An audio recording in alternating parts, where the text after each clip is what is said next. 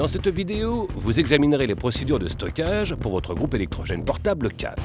Révisez toutes les procédures de sécurité dans votre guide d'utilisation. Rassemblez les éléments suivants. Contenant pour carburant, contenant pour huile, stabilisateur de carburant. Il est recommandé de faire fonctionner votre groupe électrogène une fois par mois pendant 20 minutes. Si ce n'est pas possible, suivez les étapes suivantes pour un stockage à court terme. Débarrassez le groupe électrogène de toute trace de saleté, de rouille, de graisse et d'huile. Ne pas utiliser de nettoyeur à haute pression pour nettoyer le groupe électrogène. Inspectez l'extérieur. Effectuez toutes les réparations nécessaires. Ajoutez du stabilisateur de carburant dans votre réservoir d'essence afin de ralentir la détérioration du carburant. Démarrez le moteur et laissez-le tourner pendant 10 minutes pour vous assurer que le stabilisateur de carburant a été aspiré dans le carburateur. Arrêtez le moteur et laissez-le refroidir.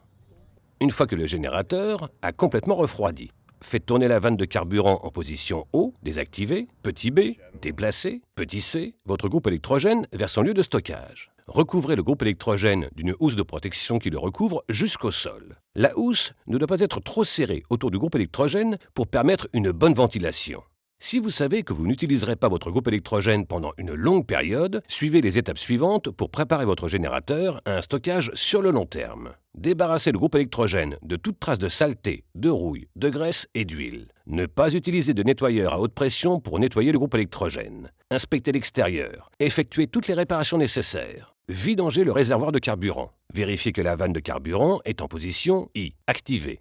Retirez le bouchon du réservoir de carburant et le bouchon de vidange de la cuve du carburateur. Vidangez le carburant dans un récipient adapté. Ne pas conserver d'essence dans le groupe électrogène en vue d'une utilisation ultérieure. Une fois le circuit du carburant totalement vidangé de tout carburant, remettez en place le bouchon de vidange dans le carburateur. Tournez la vanne de carburant en position d'arrêt haut.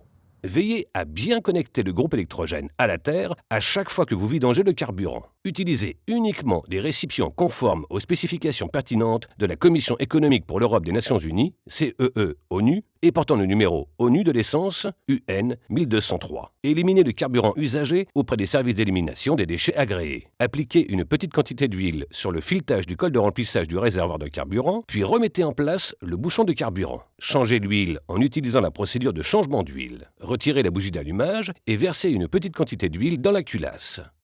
Remettez en place la bougie d'allumage, mais ne remettez pas en place le capuchon de la bougie d'allumage. Tirez la poignée du démarreur 3 fois pour bien répartir l'huile sur les parois de la culasse.